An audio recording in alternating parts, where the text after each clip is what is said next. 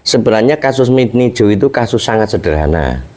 Diawali oleh sebuah rencana titik koordinat pembangunan Minijo ini sendiri. Ini kami buka ya.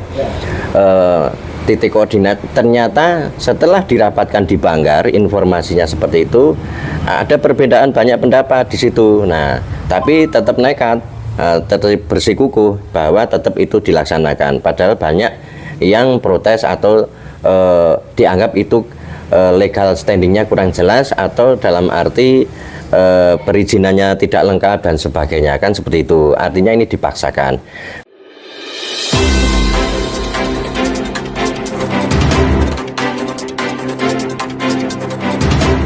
Hukum tentang kasus Minijo selama ini yang katanya kita nunggu perkembangan 20 hari ketika melakukan penggeledahan di kantor Disporapar. Mau penjelasan panjenengan bagaimana sebagai LSM Tambrak di Jawa Tengah? Ya. Assalamualaikum warahmatullahi wabarakatuh. Selamat sore teman-teman. Ini untuk yang kesekian kalinya kita menyampaikan ke publik ya, ke masyarakat terkait dengan perkembangan penanganan kasus Minijo.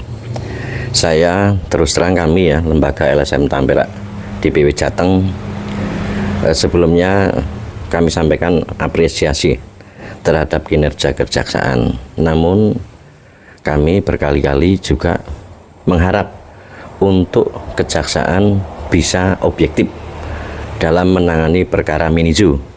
Karena apa? Karena ini jadi barometer ke depan atas kepercayaan masyarakat kepada penanganan hukum, kan seperti itu. Jangan sampai nanti ketika perkembangannya ternyata yang menjadi tersangka itu tetap seperti itu, tidak ada progres yang baik, percuma gitu loh. Percuma kepada tim kejaksaan, beliau tidak bisa mewakili kepentingan hukum untuk masyarakat, seperti itu. Artinya begini Pak, bagaimana pendapat panjenengan tentang kinerja KPS sendiri dalam kasus penanganan Minijo?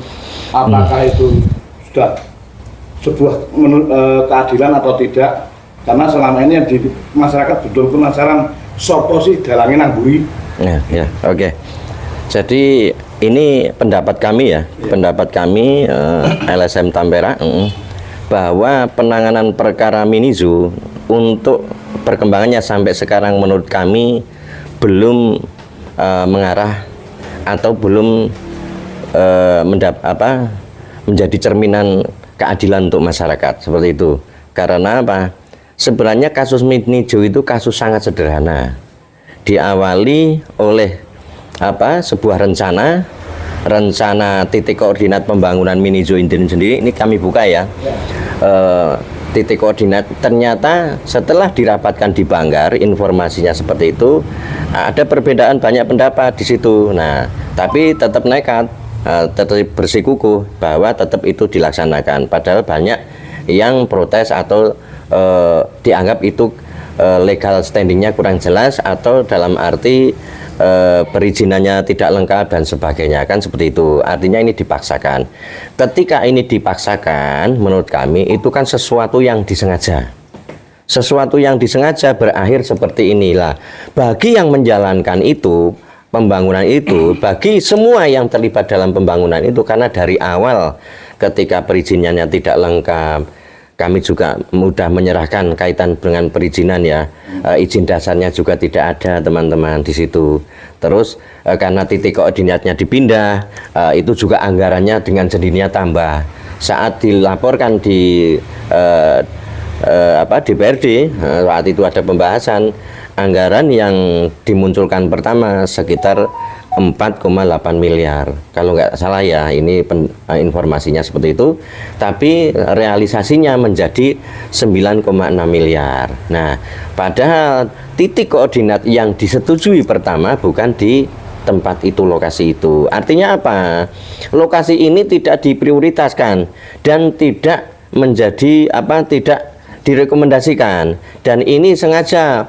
Akhirnya apa? Ini juga diikuti informasi bahwa bangunan fisik ya teman-teman, bangunan fisik itu tidak menyampai 3 miliar. Ini tidak nyampe 3 miliar ya. Nah, artinya apa? Ini sudah sengaja dari awal perizinannya sudah tidak lengkap, pembahasan anggaran dipaksakan, ya toh. Nah, menurut saya sesuai laporan kami, yang terlibat yang punya hubungan hukum diproses. Tidak ada kejaksaan ini nanti sulit, ini harus berani ngomong lah yang bisa membuka ini semua itu ya kejaksaan, bukan ini harus menyampaikan ini bagian ini PPK ini harus berani ngomong, bagian pengawasan harus berani ngomong, apa itu loh, itu nggak mencerminkan itu loh. Karena kalau sudah sudah di situ sudah di by system, seolah-olah ini nanti bisa biar sulit ditembus, ini kan justru kejaksaan malah menghalangi keadilan gitu loh. Salah seperti itu, masyarakat tidak menghendaki itu. Masyarakat membayar kejaksaan, membayar gaji mereka supaya kerja yang baik untuk keadilan rakyat, seperti itu. Artinya begini Pak, kejadian-kejadian itu seperti dipaksakan ya, mungkin ya, sebenarnya terus sistematis katanya itu. Nah, kenapa kok tahu hal-hal seperti itu kok panjenengan mengatakan yang punya sisi hukum itu harus diperiksa, tapi sampai saat ini dari yang punya sisi hukum, yang punya kita masyarakat hanya bertanya-tanya, apakah si ini penguasa, apakah ini si pejabat ini kok nggak pernah dipublikasikan atau bagaimana di pemeriksaan itu bagaimana ini menjadi tanda tanya masyarakat itu seperti apa toh Pak? Oh ya, bagus sekali. Nah, ini masyarakat melalui teman-teman wartawan ya, mereka menanyakan ke kami tentang perkembangan. Setelah ada diproses, ternyata perkembangan pun tidak dipubliskan secara fair ya ke masyarakat tentang penanganannya. Bagus sekali. Nah, ini kejadian seperti ini biasanya mesti nantinya ada hal-hal yang ditutupi, kan gitu. Ketika tidak fair masalah hukum ini ada yang ditutupi. Kalau ada ditutupi untuk apa? Penegak hukum menutupi masalah, berarti ada apa? Nah, ini udah kebaca di masyarakat gitu loh. Ini udah enggak cuma satu ini ya. Peristiwa sudah berapa kali yang dikorbankan itu teman-teman itu kan yang kecil. Nah, jadi pejabat-pejabat yang kecil itu yang nggak bagus lah seperti itu. Kalau ini tetap seperti ini tidak ada perkembangan, sampai 20 hari ke depan tidak ada perkembangan, ya kita mohon maaf, kita sebagai rakyat akan protes. Entah itu dengan cara bagaimana kita akan protes nantinya.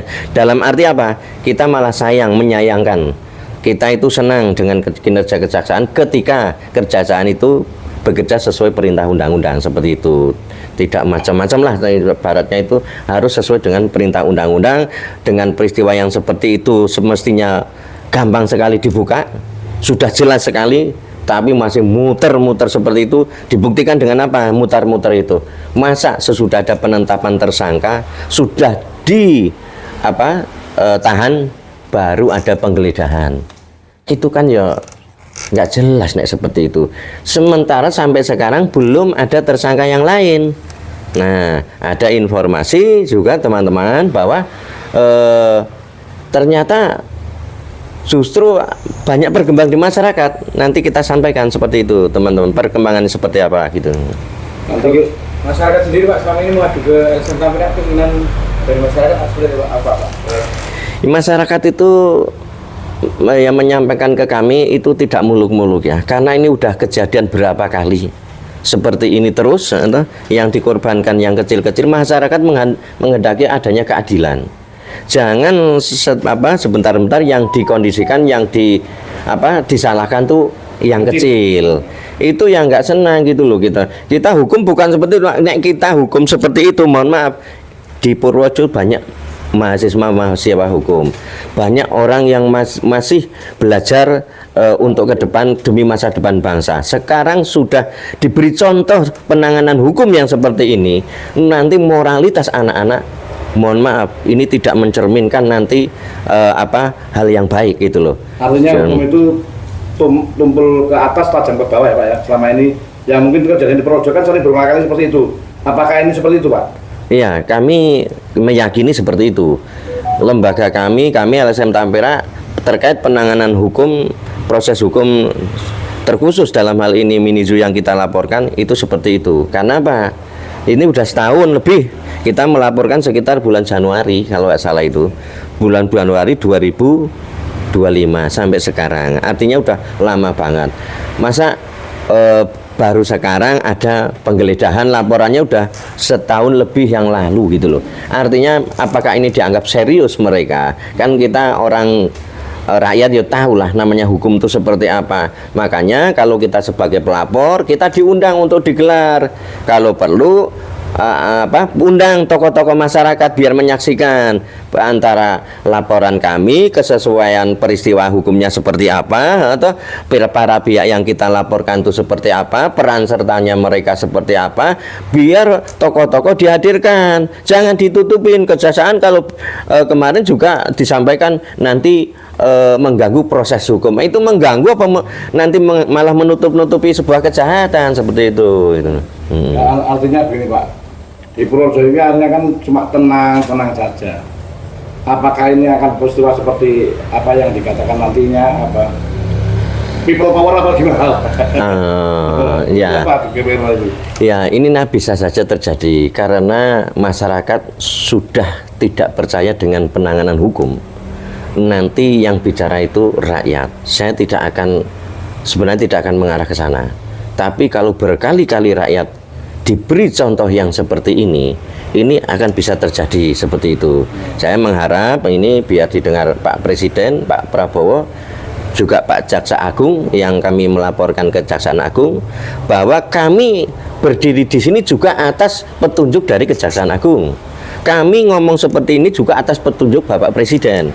Ya, kami ngomong seperti ini karena atas perintah perundang-undang. Jadi kita nggak main-main dalam posisi ini. Ya mohon maaf, undang kami, undang tokoh-tokoh masyarakat Purworejo. Ayo kita diskusi hukum berkaitan bermasalahan Minizu. Ayo kita gelar saja. Peran sertanya seperti apa biar diketahui publik. Biar masyarakat itu nggak kesana sini besok nggak jelas. Laporan akhirnya juga yang kecil-kecil yang ditahan. Nanti kalau kita laporan malah memperkaya orang-orang tertentu. Kan kita juga capek, stres kan seperti itu gitu. Ya mohon maaf, ini supaya segera diatasi. Saya mohon penggeledahan yang kemarin itu ada hasilnya. Bagi yang 3 tersangka itu kemarin itu jelas sudah cukup ya. Sudah kaitan peran sertanya itu udah cukup, udah lengkap karena sudah ditahan sekali itu udah cukup. Nah ini penggeledahan ini pasti ada kaitan dengan calon tersangka baru. Saya tunggu seperti itu. Ini teman-teman, sebagai penutup saya ingin menyampaikan sedikit tambahan bahwa terkait dengan masalah hukum, khususnya proses hukum di Minizu, saya harap siapapun di situ harus taat hukum. Jaga benar-benar supremasi hukum. Jangan sampai saya mendapat informasi yang mengadukan ke kami bahwa nanti calon-calon yang sudah tersangka nanti seolah-olah dikunci untuk menyampaikan apapun sesuai dengan keinginan seseorang. Entah itu dapat hadiah apa, entah itu nanti dijamin hidupnya atau seperti apa, supaya orang lain yang sebenarnya melakukan tindak pidana karena dia berani berkorban sampai akhirnya lolos dari jerat pidana. Itu tidak boleh. Dan ini jangan sampai kejadian yang terus-menerus seperti ini kan gitu. Ini saya kalau ini tetap berlanjut nanti kita akan ikuti proses hukum di Pengadilan Tipikor Semarang. Saya akan pantau terkait progresnya setiap nanti jadwal sidang seperti itu. Jadi jangan sampai nanti seolah-olah mau menata hukum tapi sebenarnya malah merusak tatanan hukum. Kasihan masyarakat seperti itu. Terima kasih. Sesuai apa tadi yang disampaikan Pak Makmum, permasalahan ini tidak bulu-bulu, tidak terlalu panjang lebar. Dilihat dari kasus udah kelihatan karena di dalam kontrak itu sudah terikat antaranya kontraktor, konsultan pengawas dengan kepala dinas. Itu mengikat. Apa tadi yang disampaikan Pak Ramon, malah saya pengen kalau Pemda berani kita bedah kasus, masyarakat dipanggil, nanti kita bisa debat antaranya APH dengan kita, dengan masyarakat, berapa pejabat diambil, syukur dari pihak badan anggaran dipanggil untuk bedah kasus masalah ini terbuka. Saya malah setuju. Karena apa? Ini kasus sudah jelas, ini uang rakyat dengan anggaran sekian, hasil temuan audit kejaksaan 6, sekian. Nggak mungkin PPK menikmati uang sebesar. Besok sampai putusan apa PPK mampu mengembalikan uang negara, padahal dia belum tentu menikmati uang sebesar itu. Yang menikmati atasan-atasan mereka. Kenapa sampai sekarang kejaksaan cuma muter alasnya kurang ini itu. Sudah jelas 2 alat bukti sudah cukup, dan 2 alat bukti itu sudah kelihatan itu pelanggaran karena terikat dalam kontrak proyek. Salah satunya terkait pembayaran. Masa pembayaran misal itu unit price dibayarkan sesuai progres pekerjaan di lapangan yang ada. Misal progres pekerjaan cuma 40%, masa dibayarkan 60%? Berarti kan ini markup progres. Apa itu nggak melanggar? Makanya saya mohon kejaksaan jangan masyarakat dibodohi. Sekarang masyarakat sudah pintar terkait hukum, apalagi ini kasus korupsi. Terus sangat saya prihatin. Kenapa dibocor terkait kasus korupsi? Kok seperti ini terus? Orang kecil yang selalu dikorbankan. Saya dan teman seperti ini nggak ada tendensi, cuma ingin keadilan buat mereka orang-orang kecil yang selalu ditindas, selalu untuk bertanggung jawab terkait korupsi. Padahal belum tentu dia menikmati sesuai kerugian negara yang dikeluarkan. Jadi saya mohon kejaksaan untuk segera, bukan hanya 3 orang, pasti ada lebih dari 3 orang, dan itu otak-otak yang bertanggung jawab. Terima kasih. Om, kalau dengan bagaimana mereka para tersangka ini bisa mengawasi ketika anggaran dana itu yang cuma 2 miliar sekian ya Om ya? Ya. Itu menurut gimana Om? Kalau menurut saya terkait kerugian negara sekian dengan anggaran sekian, diprediksi yang dilaksanakan cuma kurang dari 3 miliar. Itu yang tahu persis itu kontraktor yang melaksanakan dengan kepala dinas dan pejabat yang. Kalau PPKOM itu menyampaikan laporan sesuai data yang ada di lapangan, tapi karena banyak tekanan-tekanan dari atasan, laporan di markup. Tidak mungkin lah mau anggaran segitu PPKOM tahu persis nilai sekian, yang dirasakan cuma sekian. Kan sudah kelihatan, masyarakat tidak bisa dibodohi. 9,4 miliar temuan kejaksaan 6,6, cuma berapa persen yang dilaksanakan? Ini sudah sangat keterlaluan. Selama ini masyarakat kan sering menduga-duga terkait dengan permasalahan Mini Zoo ini. Kira-kira setiap kali temuan atau perkembangan perlu dipublikasikan nggak? Nah, harusnya dari pihak kejaksaan, karena sekarang masyarakat perlu mengawasi langsung dan menunggu-nunggu hasil proses hukum ini. Harusnya dari pihak kejaksaan tiap kali ada temuan terus ada berapa yang dipanggil harus dipublikasikan biar kita terbuka. Jangan hanya terus. Salah satu contoh, belum lama dapat info, tolong saya minta tolong dari pihak kejaksaan, karena tersangka ini masih ditahan titipan selama 20 hari. Berkas, misalnya berkas belum sampai terpenuhi bisa diperpanjang. Tolong kejaksaan jangan asal memberi surat kepada siapapun untuk besok ke tersangka, kecuali kalau keluarga atau pengacara yang ditunjuk. Karena apa? Saya dengar ada berapa orang yang punya kepentingan, tidak ada tujuan apa-apa, dan dia dulu orang-orang dekat penguasa, kok ada yang sudah besok sudah dikasih surat izin. Bisa juga dia untuk penekanan dengan tersangka yang sekarang sudah ditersangkakan untuk penekanan.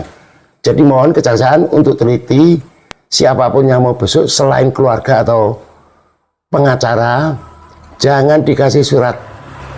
Karena itu bisa beliau besok ke sana untuk penekanan. Tolong juga diawasi dari pihak lembaga yang titipan para tahanan untuk juga diawasi, jangan sampai sebebas itu mereka untuk besok ke tersangka. Terima kasih.